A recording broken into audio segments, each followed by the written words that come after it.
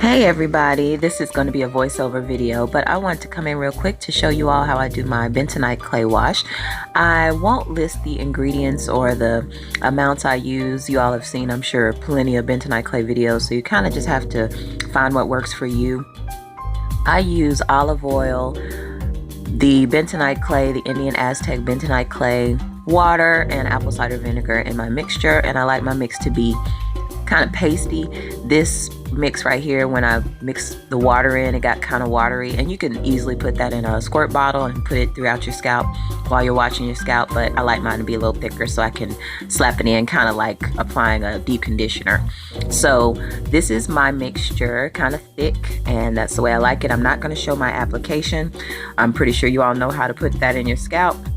I'm going to go right into the rinse and show you all how I do that. Alright, here I am rinsing out the bentonite clay. As you can see, my hair is in 5 sections. I always put my hair in sections when I'm water rinsing or bentonite clay washing or styling or anything. That's the way I do it. And due to my hair's length and density, I have to do it this way to keep the hair from tangling all up and just turning into a big mass of tangles and frizz. But I'm just separating the hair and finger detangling. I'm not using any combs, no tools, no brushes, and it's working for me. And as you can see, I also put my hair in those little knots. You have to practice those knots to tell the truth. It's kind of a variation of the cocoon curls, and be careful with those, because if you knot it the wrong way or you pull that loop all the way through, you're gonna have a mess on your hands. So practice that knot if you are going to attempt it. Make sure you still have that hair hanging out so the hair slips right out of the knot when you pull it out of the knot. So as you can see, I'm just rubbing my scalp, distributing the bentonite clay and rinsing. Also, there's a little sebum in there, of course, that's mixing in there. And I'm rinsing all the bentonite clay out. My scalp gets very clean with this method when I have sebum buildup, and it just works. So I'm just going to continue to rinse. And this is the last section. As you can also see, this was filmed probably about a month and a half ago, and I'm just now being able to upload it. Sorry. And I have an undercut now, so that hair you see in my nape, it's gone. I'm pretty sure you all have seen that undercut video by now, but I'm enjoying my undercut, and I'm gonna keep my undercut for as long as whenever. So I just wanted to let you all know that that's the reason why the hair is back long. No, it didn't grow back overnight. Fingers only, out of the shower. Okay, I am going into my styling. I'm squeezing out each cocoon knot in preparation for my braids or twists, whichever one I decide to do. These days I'm doing braids simply because the braids allow my hair to stretch out a little bit more. My hair doesn't shrink up as much. It still shrinks, of course, but it just doesn't shrink up as much.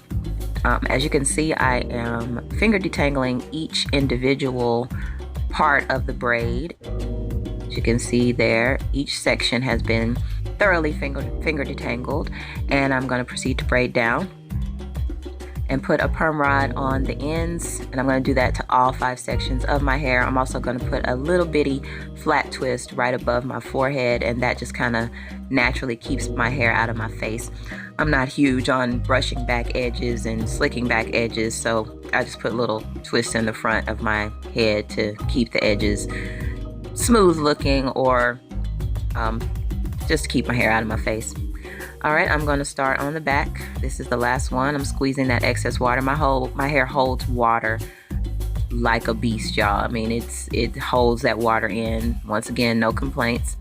And I am finger detangling that section in preparation to braid it. Don't really mind it too much that my hair at the root is not defined like the length is, because I separate the hair and take that top portion of my hair and put it over that crown to cover up any variation in the curl pattern that the braid out will give my hair. So if that makes sense, you'll see it further in this video. Alright, so I'm almost done. There we are. There are my braids in preparation for bed and air drying. And what's next on here? All right, yes, this is air dried overnight. As you can see, my hair has shrunken, and I'm getting ready to remove the braids out of my hair. I'm not going to bore you with that whole takedown process, but as you can see, I am just removing just taking each braid down. I'm not separating the hair yet. I'm getting ready to take down the back 2 braids. As you can see, my scalp is very clean from the Bentonite clay wash.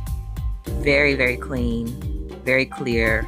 Hair is not dry feeling at all. And I can't remember if I used any kind of leave-in in this video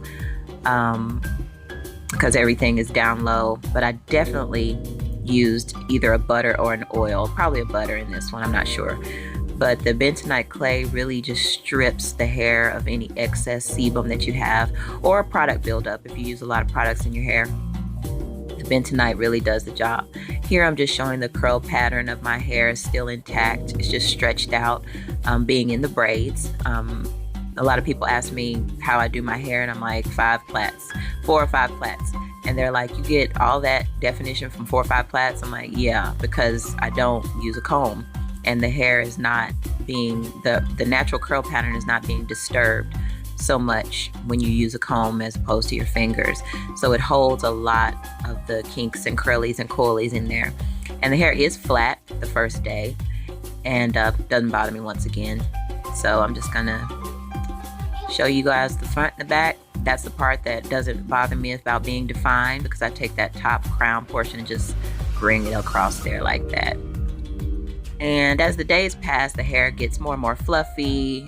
It merges a little bit more. The uniform fluff of my hair will come out more, if that makes any sense. But yeah, this is day 1, or actually going into day 2. So here I am. As you can see, the hair shrank up a little bit, and I'm going to get ready to band the hair. This is another option if you want to make the hair lengthen even more. And I'm going to band the sections, the same sections that my hair was in the braids. I think I condensed it into 3 sections, yeah. And just taking the hair, yeah, and looking real good at bedtime, yeah. I also have a big blemish on my forehead. Y'all have to excuse that because it's saying hello too. All right, here I am the next morning, and I am getting ready to remove the scrunchies out of my hair. These are all satin scrunchies. You can get them at Dollar Tree. They usually come on a little card, 2 or 3 on a card for $1. And they work. They do the job. It's hard finding satin scrunchies, so when you find them, grab them, keep surplus. But as you can see, the hair is a little more stretched out, and I like to wear it like this also on a regular basis. It's been really hot here, 90+ degrees every day. Feeling like 105 seriously, so I haven't been wearing my hair down. That's why another reason my undercut is, I love it because it keeps my neck cool. And I don't think I've worn my hair probably since I filmed this video.